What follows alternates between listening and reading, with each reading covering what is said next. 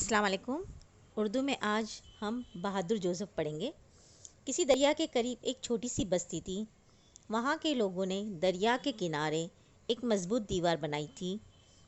یہ دیوار دریا کے پانی کو بستی میں آنے سے روکنے کے لیے تھی۔ اسی بستی میں جوزف نام کا ایک لڑکا رہتا تھا۔ ایک شام وہ دریا کے کنارے کھیل رہا تھا۔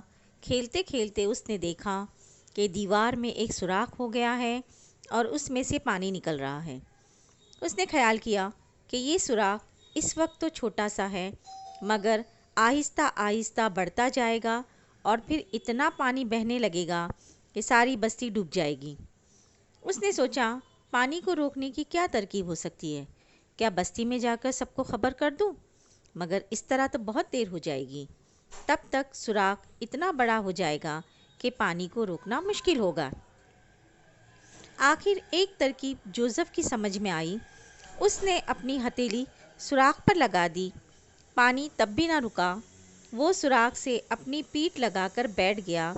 دھیرے دھیرے سردی بڑھنے لگی، لیکن جوزف نے ہمت نہ ہاری اور وہ وہیں ڈٹا رہا۔ وہ رات بھر اسی طرح دیوار سے پیٹھ لگائے بیٹھا رہا تاکہ سوراخ نہ بڑھے اور پانی رک جائے۔ سردی سے اس کے ہاتھ پاؤں شل ہو گئے۔ صبح کے وقت ایک شخص ادھر سے گزرا۔ وہ جوزف کے قریب گیا جو سردی سے اکڑ گیا تھا۔ اس کی پیٹھ جس جگہ دیوار سے لگی ہوئی تھی وہاں سے تھوڑا تھوڑا پانی نکل رہا تھا۔ وہ شخص سمجھ گیا کہ ماجرا کیا ہے۔ وہ دوڑتا ہوا بستی میں پہنچا اور بہت سے لوگوں کو بلا لایا۔ اس وقت تک جوزف کی حالت بہت نازک ہو چکی تھی۔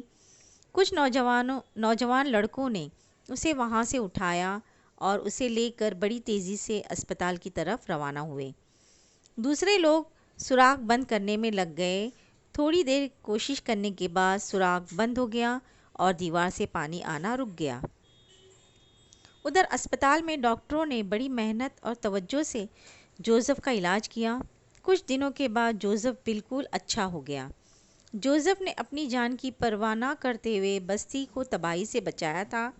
اس کے اسپتال سے گھر واپس آنے پر بستی کے سب لوگوں نے خوب خوشیاں منائیں۔ گھر گھر اس کی بہادری کے چرچے ہونے لگے۔